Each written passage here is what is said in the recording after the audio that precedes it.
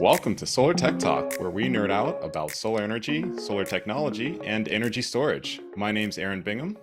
I'm product manager with BayWa. And I'm Jason Burnett. I'm technical sales support here at BayWa as well. So, Jason, I'm really excited about our conversation today. We're fortunate enough to be joined by Paul Bitteroff from PanelClaw, and he's going to be running through some of the recent changes that they've had over there with their product offering, both in terms of hardware and software. One of the things that some folks in our audience may or may not know is that when you were initially hired to work at BayWa, a lot of your role kind of centered around doing work with PanelClaw. Tell us a little bit more about that. How did you get your start, and what did things look like as you were getting going? Yeah. I was specifically brought on board, really to work with PanelClaw, to understand their processes, get familiar with Claw OS when it was kind of more in the beta stage, and to kind of take a deep dive on the product, whether it was part numbers, how it went together, those kinds of processes. And so with that, I've got to work with a ton of our installers, doing system designs, getting approved for construction documents, pretty much everything from kind of the initial workflow of maybe doing a couple layouts all the way through stamping. So it's been a fun ride, and looking forward to working with more of our customers on it. Anybody listening to this, our customer base, if you need assistance, ping myself or reach out to your sales rep, and we can get in touch that way as well. Yeah, and this is kind of a new level of service that BayWa is offering. Most of the time when we're working with our customers, we're not providing specific design support, right? And the work that we do with PanelClaw is a little bit different because there is more of a, at least an initial design phase that we support in order to develop the project BOM and in order to make it easier for us to interface with PanelClaw and get a final design going once the customer's had a chance to review it. Is that right?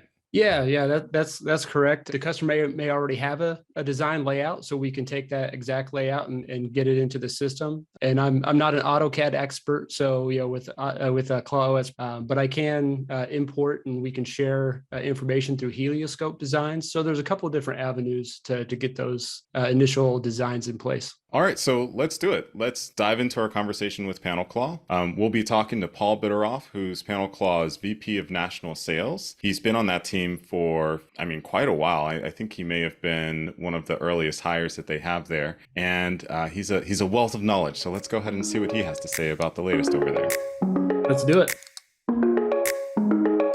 Hey, Paul, welcome to Solar Tech Talk. It's good to have you back. Good to see you. Good to be back. Fantastic. I guess we're gonna dive right into some questions and getting familiar with Claw FR and PanelClaw and everything you guys have to offer. As far as benefits and offering, what would you say are the key takeaways from PanelClaw's perspective? Yeah, so if you're new to PanelClaw, we are the market share leader in the mid to large scale, I guess you'd call it ballasted racking. We've been around since 2008. Focused exclusively on mid to large scale C&I applications. We do a lot of school districts, portfolios, stores, distribution centers. And over the last year or so, since announcing our partnership with BayWa, we've been able to expand our product line, into the small to mid-size market. So if you've got contractors that are looking at non-residential applications on flat roofs, our product is a great fit for it. Claw FR is our platform, which is available through BayWa in two different tilt angles, a 10-degree single tilt and a 10-degree dual tilt. And what's great about it is it's the same platform. So the same essential components can be used in either configuration. And once you've installed the 10-degree single tilt, it's really, really easy to translate into another project, which may be a better fit for dual tilt. The 10-degree version is available with 3 different row spacing options. The headlines on the product itself is that you build the grid prior to hanging the modules. The entire grid is assembled with one loose bolt, all to the same torque setting, and then the modules are hung without any tools or hardware. So it's been a really, really well-received product. Yeah, and I would say we definitely see that on our end as well. It's nice to be able to complete a full bill of material with 6 or 7 base parts, before we get to the extra wire management stuff. So it's been very well received and very easy to work with from a component perspective. Yeah, every racking company says they're the fastest to install. And we've stopped saying that.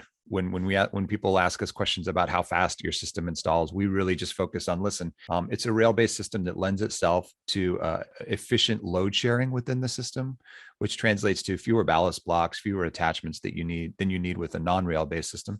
The whole grid goes together with one bolt, and the modules are hung without any tools or hardware. So you make the decision about, how fast you think it'll install. Yeah. You've simplified it as much as you can on your end, and so it's up to your team to fine tune that and do the installation as quickly as they're physically able to with a simple system. And at this point, we have, I want to say, around 1.5 gigawatts of ClawFR deployed within the last 4 years or so. So there are contractors all over the country with experience installing ClawFR. So we started working with PanelClaw about a year and a half ago now. Is that first part of 2022? Yeah, that's right. So a lot has changed since we introduced the PanelClaw option to our customers 18 months ago or so. And I'd love to give a little bit of a rundown. So when we started working together, you all had just been acquired by ESDEC, and we're going through the process of kind of integrating into that family of companies. You were working on launching ClawOS, and there was a lot of exciting potential in being able to offer that program to your distribution network and scale down to smaller projects. Tell us a little bit about where those things stand with y'all now. Yeah, I mean, it's been less than a year and a half, but when you recap it that way, it seems sort of like a lifetime ago. Yeah.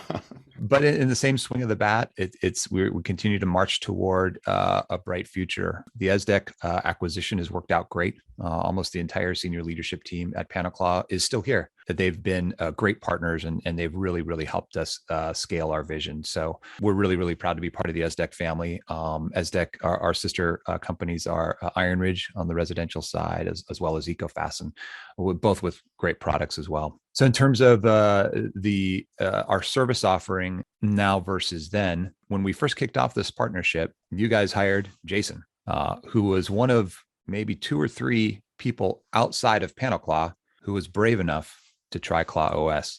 And so he's got the scars to prove it. So when we first kicked off the partnership, the motto was more, okay, hey, if you've got a project that you think would be a good fit for PanelClaw, send it into your BayWa salesperson, who would then, I think, collaborate with Jason, and Jason would come up with a design, send it back to the contractor, and they would do a little bit of back and forth iterating through that. And at that point in time, too, there were a limited amount of tools that really were there for external users. So it was still requiring a fair amount of our internal technical design support to help Jason get projects from concept into permit ready documents. That's really what's changed here today. At this point, Jason is not only a really, really great asset for getting projects all the way from, initial feasibility all the way through plan check. ClawOS is now open to any BayWa contractors to work with directly. Oh, wow.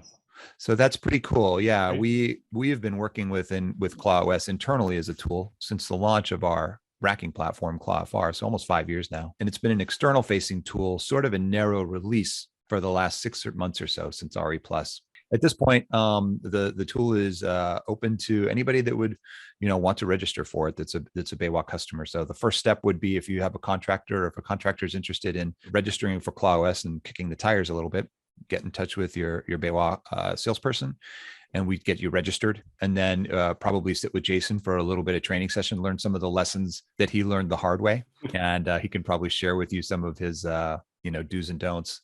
And then your contractors are off and running. And what's really exciting about it, we had this theory when we started thinking about ClawOS. The tool that we built for our internal purposes was AutoCAD based. You had to really be almost a licensed structural engineer to be able to understand all the inputs around thermal factors and friction coefficients and S values. And that platform, that environment was a little too complex for, a project developer who might really be looking at a 100 kilowatt project and asking themselves the age-old question. Do you know what that question is, Aaron?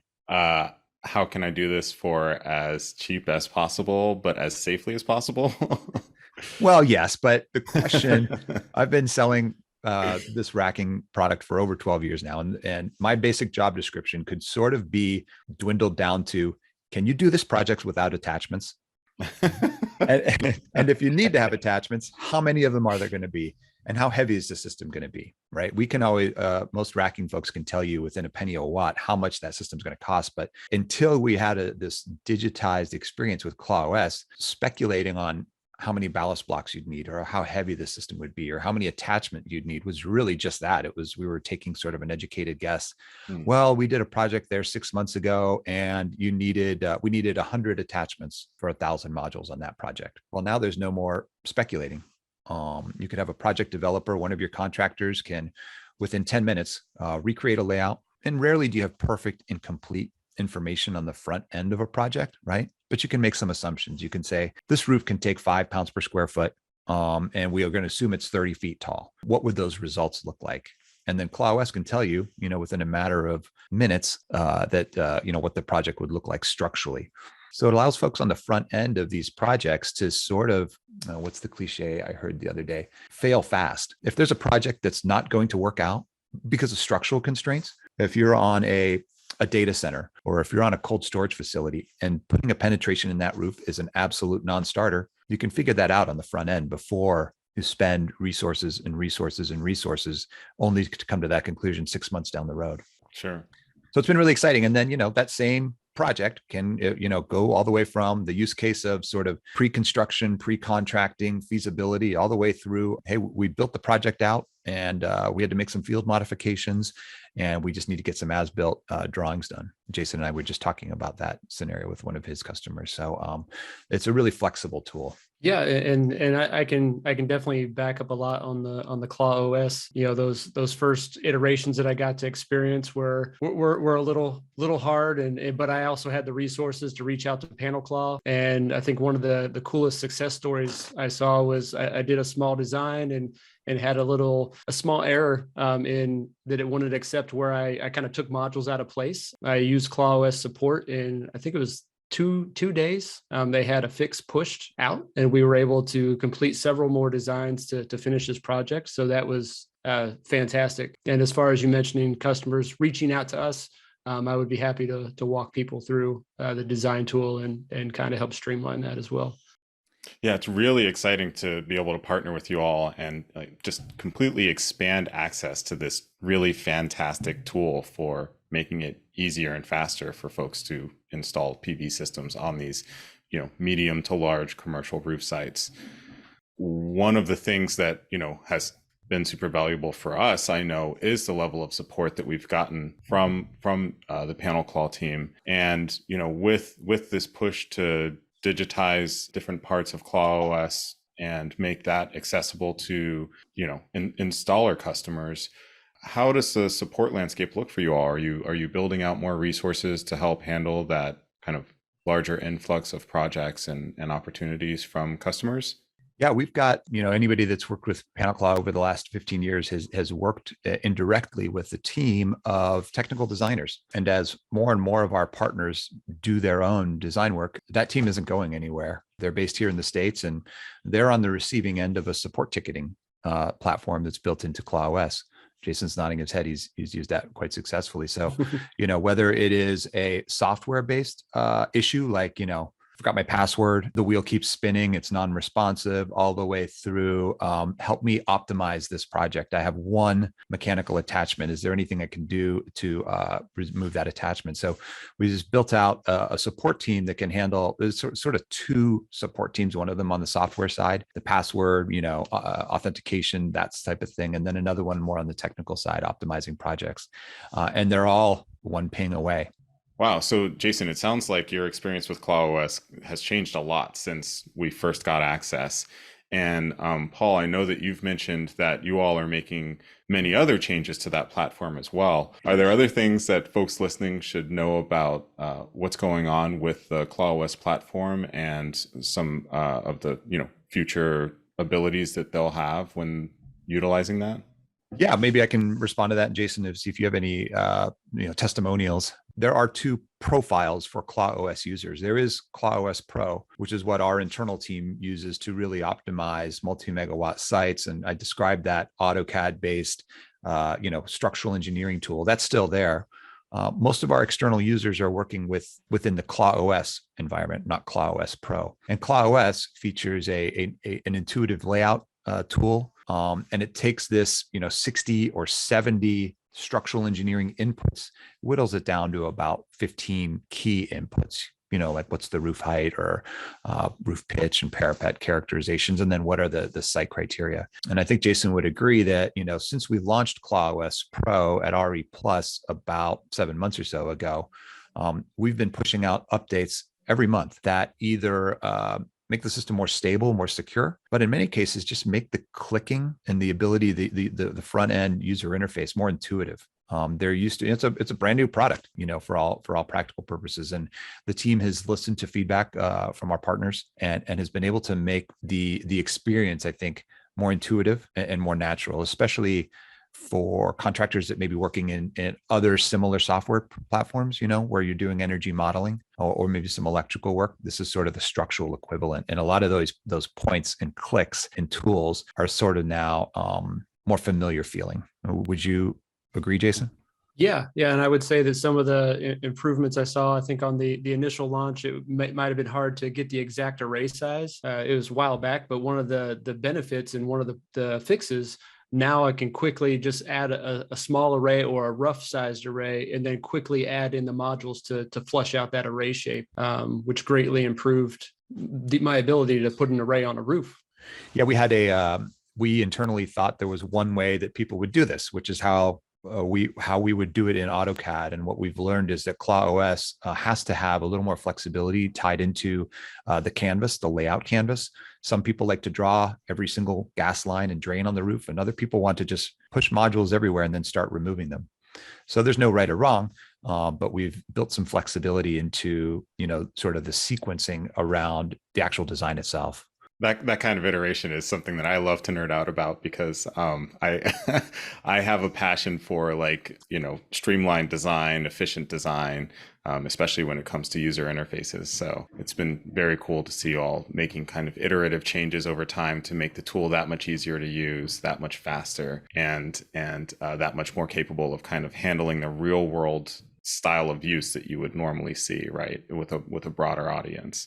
So kudos to all of that, to you and the team that's been working on developing those fixes. It's not me at all. I have nothing to do. That's fair. I am the furthest away from pass that credit on to where it belongs then. Shout out to our DevOps team. They know who they are.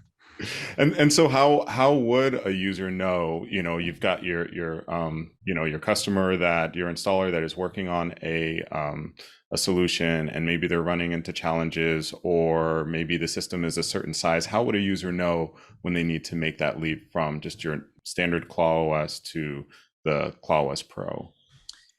There's I would say maybe 10% of the actual users would probably benefit from working in ClawOS Pro, unless you're really trained up on the latest with AutoCAD and you're very, very technical minded and precise, or you're you have access to, a structural engineer. Most of our customers are working in ClawOS. And then, as they're looking to optimize a design or maybe get it over that final step, they can either bring it to someone like Jason to review and have him sort of fine tune it, or submit a support ticket. So that's been the real sort of seamless interface.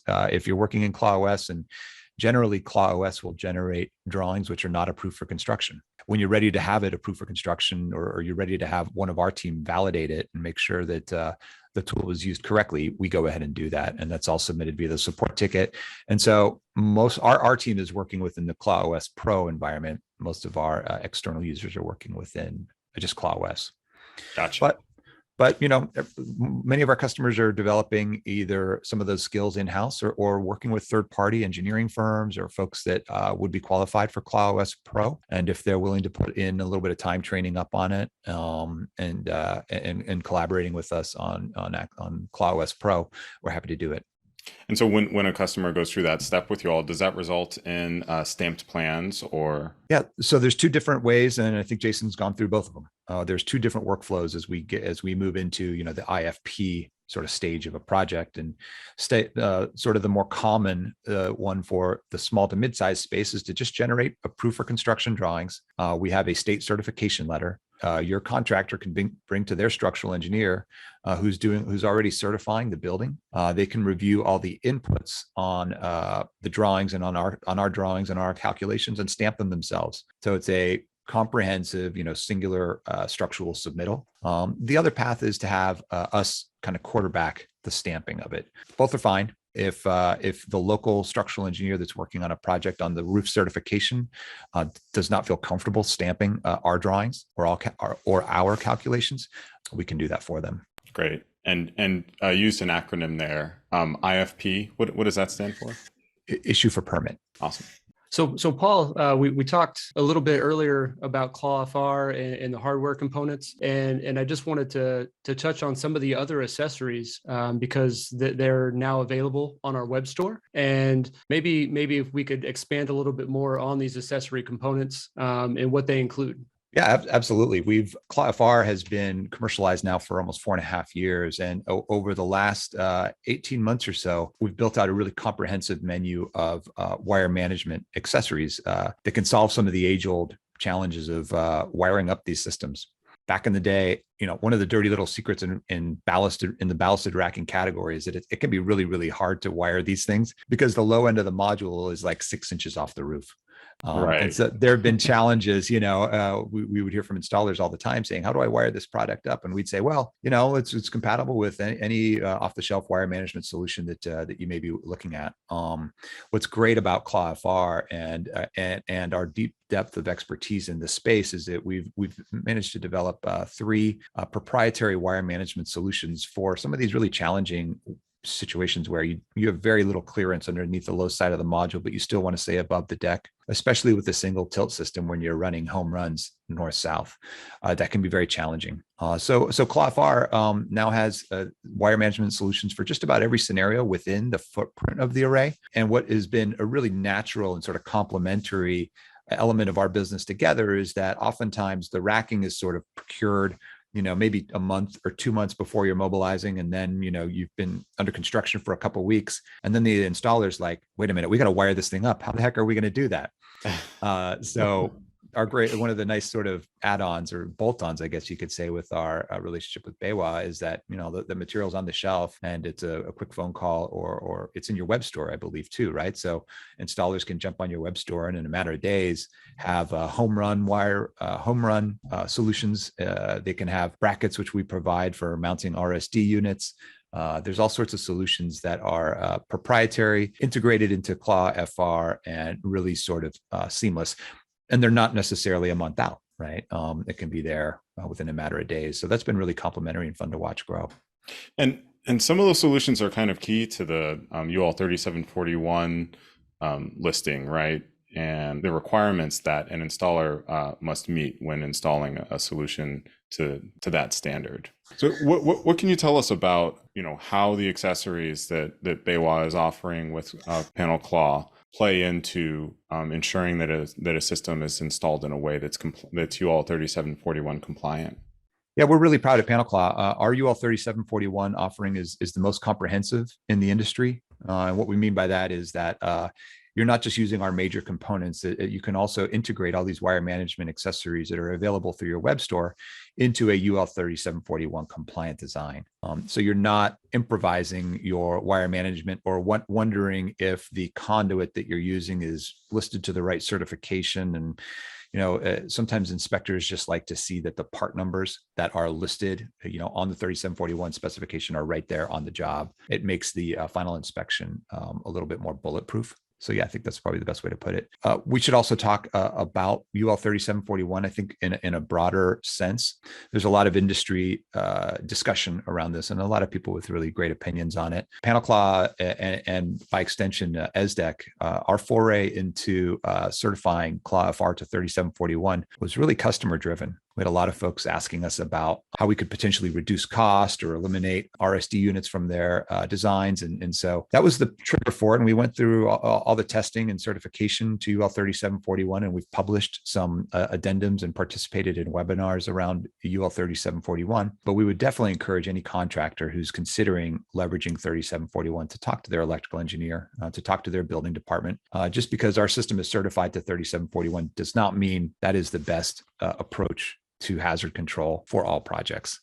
It is a little bit site specific in my mind. And we do not, I would encourage, I would just say it's very site specific. And I would encourage, all your contractors to really collaborate with their electrical engineering firms to make sure that they've got a safe system that they're designing with. Yeah, Whether, that their AHJs will accept, right? yeah, that's the other Right. part of it. It's such a new standard that, there's some folks are comfortable being early adopters, and other folks would prefer to stand, sort of the common approach. And we have customers that use RSD units faithfully and build great systems with them. So we can absolutely support that approach as well. Yeah, and at NABCEP this year, I talked a lot about 3741, and it seemed to come up in any racking sessions. So that there is a lot of interest, and I know we've done a couple of mid-size for us PanelClaw systems that we're looking to take advantage of it. So it's exciting to have that full solution in there. Yeah, I think about it when people say, Paul, how do you feel about UL 3741? Well, I say that's sort of like, how do I feel about 10 degree or single tilt or dual tilt? They're just too. It's all about versatility, because it is sort of the dirty little secret in C&I rooftop is that every project has a different set of goals and a different set of constraints. And the more flexible and configurable you can be, whether the system should be fully attached or ballasted or single tilt or dual tilt, or use RSD for PV hazard control or 3741, that versatility that we have built into our platform is unmatched. And I think it's really key to our success. But yeah, bringing it back full circle, there's a lot of people that are not convinced that UL 3741 is the best solution for all situations. And UL, when writing this standard, put the onus on the racking companies to do this testing. And we did it. And really the extent of the testing we did was to prove that, first responders, they are not really subject to increased danger by interacting with our array. And if should there be an accident or an interaction with the array when it's energized. So that's sort of the scope of it. Then how that translates into a safe electrical design in the field is just out of our scope. Does that make sense? It does to me. Yeah, it's a system-wide certification, right? The onus to obtain it falls on the racking manufacturer. Right. It's an interesting position for that onus, and I wouldn't be surprised if we see that kind of tweaked in future iterations of code. That's right. We don't have enough testing and certification to do. So just lump another standard onto our plate. We'll do it. It doesn't matter. Right. Let's go. You guys are doing lots anyway. What are you we got about? 2703. Now we got 3741. That's fair. There's only going to be more, Paul. Buckle up, right? That's right. We're becoming a mature industry, and this is part of it, dagnabbit. We got a lot of work to do in the next 10 years, and people always ask me, who are your competitors, right? And I think the answer is really, it's the fossil fuel companies. And I think we all share that competitor. And so our North Star is, what can we do to help people design and build more systems on flat roofs than ever before? That remains our focus and our mission. And it's a challenging space, but it's super fun. I love it. Yeah. And the outcomes are rewarding for sure. Yeah, Paul, we've talked a lot about the ClawFR product line, but could you speak to some of the challenges that PanelClaw is trying to solve as we move forward? Yeah, it's a real exciting question. And I don't think there'll be any surprises here. As part of the ESDEC, our parent company's mission is to put solar on every roof in the world, which is a pretty ambitious goal, right? And I imagine you guys have a similar vision. We're here for it. Yeah. Yep. Within our business unit here at PanelClaw, our focus is going to remain primarily here in North America, and it's going to be, what can we do to solarize commercial and industrial roofs? And that, I use that term sort of loosely. It also applies to schools, municipalities, public institutions, any sort of flat roof. So without sort of rolling out our roadmap too explicitly, we'll remain focused on solving those challenges on both the hardware and the software side of things.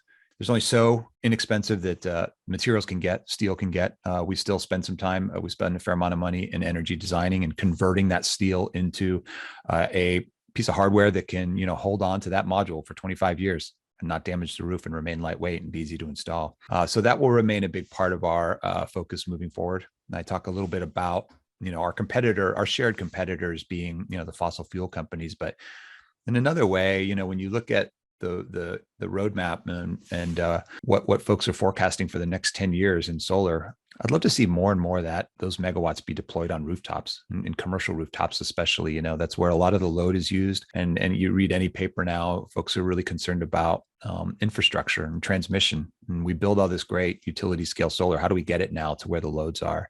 So our thesis and my personal passion is around what can we do to build more of these megawatts, these commercial rooftops. And everybody listening to this podcast, everybody on this podcast has been in a plane, and you've approached any airport, especially here in Los Angeles, and there's nothing but vacant rooftops. And so whatever we can do on the software side of it to remove soft costs, ClawOS is just the beginning of some of the work that we plan on doing on the digital front to accelerate this, to fail fast where we need to identify the right projects.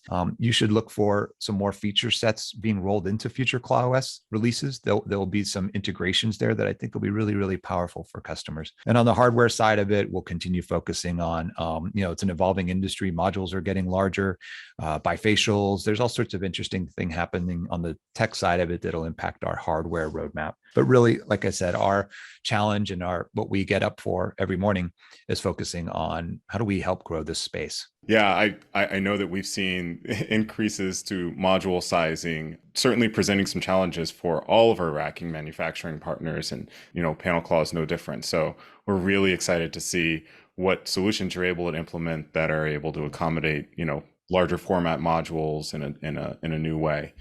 I don't think it's any surprise either that, with the new growing form factors that we're seeing from the solar module manufacturers, ClawFR will continue to evolve and continue to focus on supporting a broader set of use cases with these larger modules.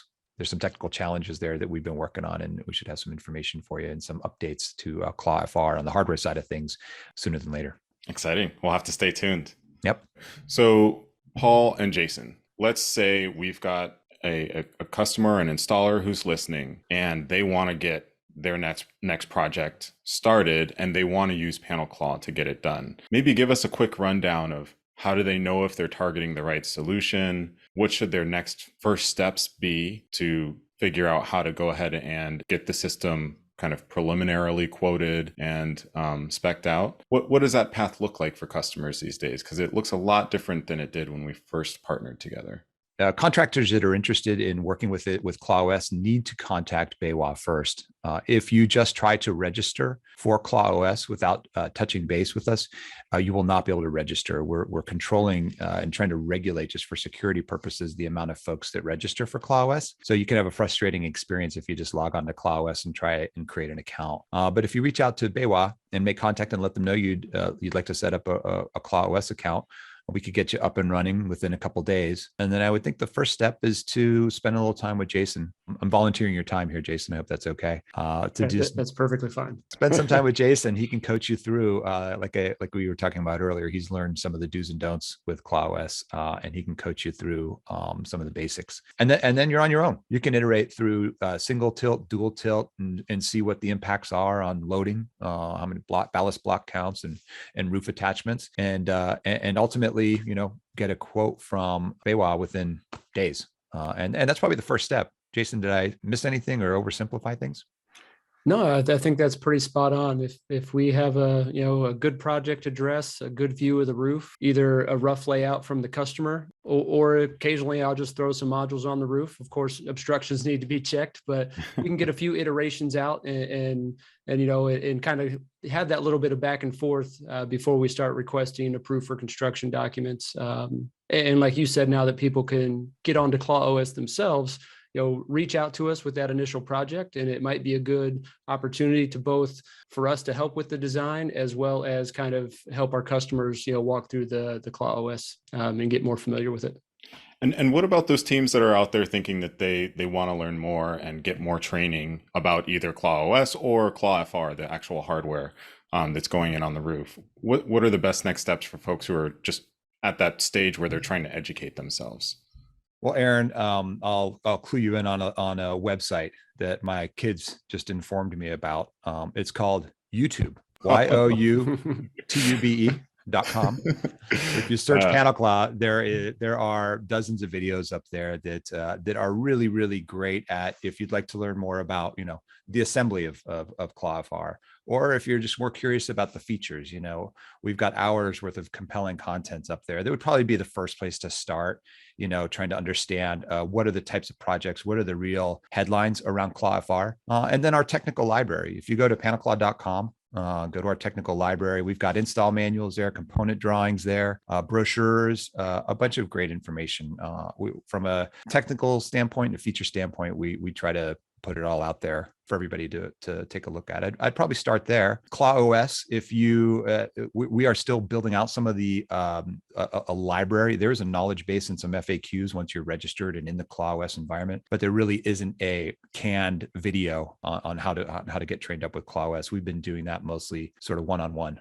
Either folks like Jason or folks on our team can get you trained up on Claw OS. But it's been maybe a half-hour session. It's pretty quick to get spun up on Claw OS. Awesome. This has been such a great conversation. I've really enjoyed catching up with you, Paul. It's always great to have you on the show. And Jason, I know you've really had a great time learning that system as well. So it's been great to dive in. Paul's been a huge help. And now that Claw OS is getting off the ground, hopefully I don't bend his ear every single day, give him some of his time back. But we really appreciate you being on the show today. Likewise, this partnership's real important to us. We appreciate everything you guys do for the industry, and thanks for having me. Yeah, fantastic to see you. Man, it's always great to catch up with Paul. I really enjoyed learning a little bit more about how Claw OS's availability is changing. I'm excited to see what that means for opening the PanelClaw product lines up to more projects and allowing us to do more work in our partnership with them. Yeah, definitely. It no longer needs to be a megawatt project, 15, 20 kW. As long as it's a flat commercial roof, we're in. And with that, don't forget, if you're doing direct projects with PanelClaw, we also have their wire management solution on our web store, along with other racking products that we carry as well. So definitely check that out. It's a great resource. Yeah, and while you're at our web store, you can click on the Industry Insights tab and search for PanelClaw. And while you're there, you'll be able to check out the last episode of Solar Tech Talk that we recorded with Paul and hear a little bit more specifically what's different between now and then. And you'll also be able to check out some of the customer-facing trainings that we've done with PanelClaw in the recent past. And don't forget about, we recently dropped an episode with Sean O'Brien with NABCEP. That's a great episode, kind of industry recap and a NABCEP recap, and check that out. All right, Jason, I think that's it for our episode today. We'll see you all next time. Till next time, everybody.